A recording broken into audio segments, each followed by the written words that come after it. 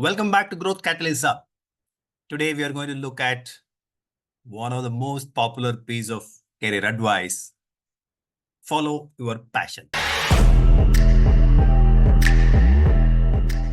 And we're going to see why it may not be the greatest piece of career advice ever given.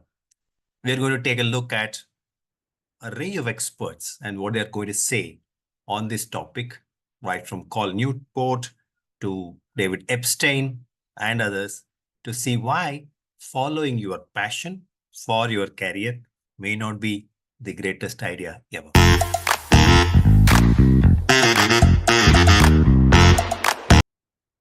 But before that, have you ever been pressured to finding your passion? Have you ever been wondering that, oh, I need to follow my passion. What is it? I need to find it. I need to identify it, and so on. You are not alone. And let's dive in why you are getting pressured and why you don't need to. Let's dive. The idea of following your passion is very, very alluring. Steve Jobs popularized this idea. Statistics showing that ever since Steve Jobs made that famous commencement speech, which talked about following your passion and doing what you love, the whole idea of following your passion has shot up hugely. And it looks very, very intuitive advice, if I may say. Obviously, people who are very successful very clearly, obviously love what they do. And there's a huge correlation between successful people doing what they love to do and getting hefty pay rises and paychecks.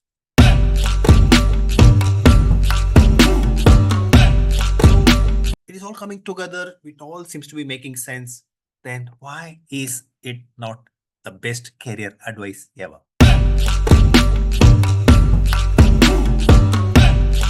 Let's unpack the complexities of following your passion. Let's look at, is that really that simple advice to take care of? Let's see.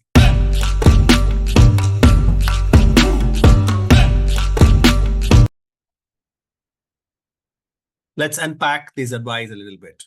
Cal Newport, famous writer and author of many, many popular books, argues very effectively against this piece of advice called follow your passion.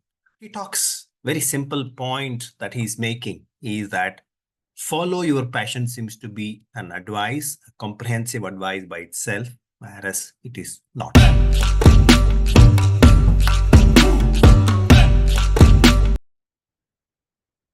Why so? Even to follow your passion and to be successful, you need to have a range of skills. Skill development is very important, and the advice, follow your passion, falls very, very short of that crucial requirement for career success. Unless you have the right skills at the right stage and fully developed, you are not going to be successful. And very, very successful people already know it. And that is why the most important reason that follow your passion is not a great advice is that it doesn't talk about the phase called skill development, the phase called emotional development, the phase called putting everything together. It seems to suggest that as long as you go behind something that appeals to your heart, you are going to be successful, which is not so.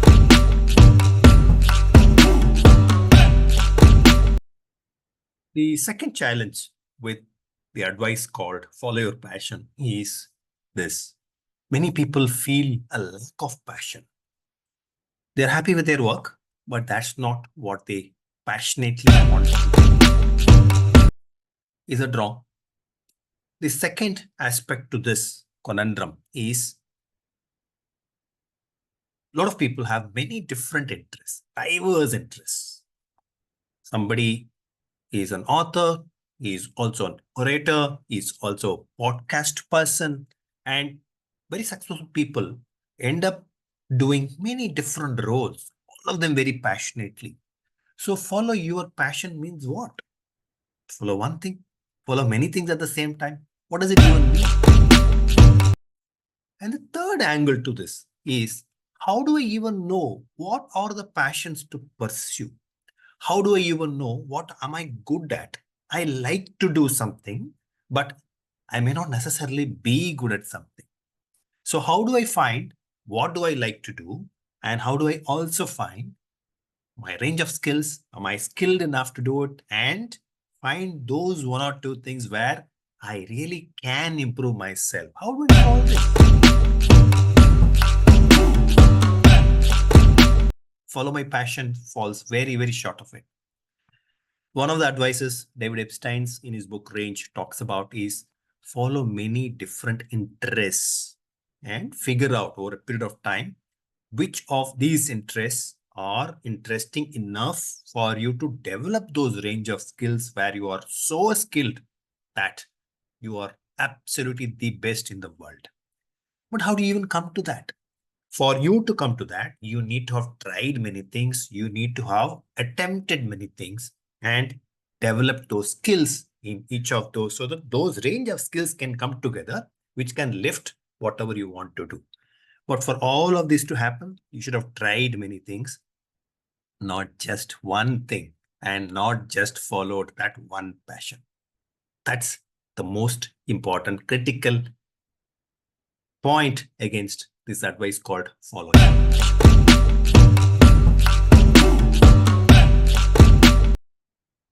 Another fatal flaw in this whole argument of follow your passion is the assumption that we are good at predicting what makes us happy. Research after research after research shows that we are extremely poor at predicting what makes us happy. You need to just look at the diverse rates that are going around in any country that you want to look at to see how many of us are able to predict what makes us happy. We don't. We're not. We're not good at prediction to start with, and we are least equipped in predicting what makes us happy. And follow your passion seems to suggest within that kernel of that suggestion that you can predict what makes you happy and you can predict it successfully and continue with that. That's not so. And that is again a fatal flaw in follow your passion. Going after what you think is your passion too early in your career can also limit your options very, very severely. You may not be really aware of what else can you do. You may not really pursue and therefore understand what else you are capable of. And the chances of developing skills in those areas can be curtailed too early in your career, and therefore you may never get to explore them and develop them over a period of time, which can be such a very sad loss for yourself. And that again is a very, very problematic thing about following your passion. Cal Newport argues very effectively that unless you experiment, unless you learn many different skills, you are not going to know which bundle of skills that you are really, really capable of, really, really excel at. And all this experimentation has to happen over a period of time. They cannot be forced to happen within, let's say, 10 days, 15 days. No chance. It has to happen over a period of time, maybe years. Only then you will know what you are really, really good at, what you really, really care for. And for all of this to happen, you need to give yourself time. And if you go after just that one thing that you think is your passion too early in your career, you are going to lose out on all.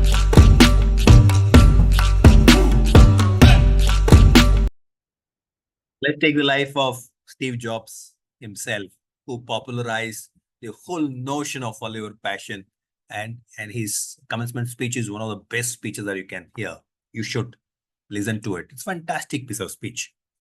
However, if you go back to his own life as to, okay, this person talks about his passion, he's obviously passionate about technology. Steve Jobs has been a very passionate person. When it came to technology, he has built his company very, very passionately, and Apple products are testimony to his passion. No doubts on that. But did Steve Jobs start with his passion in mind?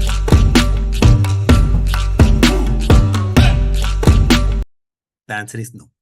That is where the problems begin. If you go back to Steve Jobs' history, he was interested in Zen Buddhism.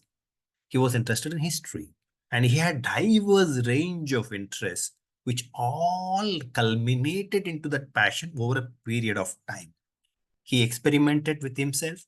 He experimented and learned. He learned about technology. Technology was not a passion to start with.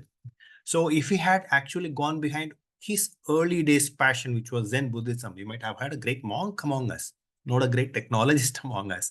So it is important to experiment, learn, and then put all this together to go after what you love to do. His love for technology was a developed love, not a natural love. It was a developed passion, not the instinctive passion of his young days. And that is the distinction that I want you to keep in mind. Time after time, we see individuals who have followed a passion, who have built empires, who have built companies, empires, and business magnets, stopping all that and going and doing something else completely.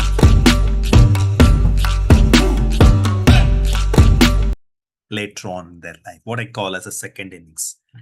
There have been second innings, there have been third innings for many individuals, and that changes because passion is not a standard one. Passion is not a limiting one. Passion is not a one single thing. It changes and morphs and evolves over a period of time. And as it evolves, people also lose what was their passion yesterday. It's okay. People evolve into something else tomorrow. That's also okay. And if you had to follow your passion, what happens to your yesterday's identity? What happens to your tomorrow's identity? What happens to those interests? Would you stop this, start that, and so on and so forth? Yes, that's what people do. And that's why follow your passion as if there can be only one passion. Follow your passion as if that is all that you need to do in your life is a very limiting idea. That is why it's a limiting idea. We see individuals who change their passion and stopping being a technocrat, starting to be a farmer. Absolutely right. But what it means is that you need to develop your interests, you need to develop your skills along the way so that you can lead a life of fulfillment, whatever you do. It also leads us to a position where whatever you do, if you love that, which is the reverse of follow your passion, if you can be passionate about what you do rather than do only what you are passionate about, your life can be actually more fulfilling. Think about it.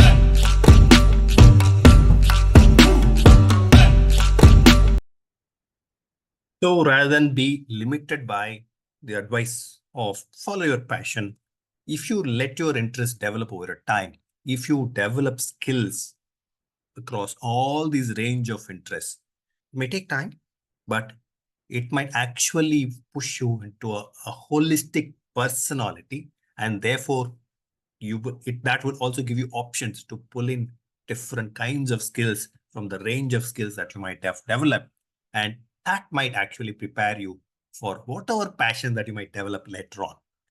Think about it. My advice to you would be don't be limited by your singular passion. Develop different interests. Go explore all of those interests because all of that would make you a wonderful personality over a period of time. Think about it and follow your comments in the comment section so that I can understand how you feel. Like and subscribe to the channel. See you in our next episode.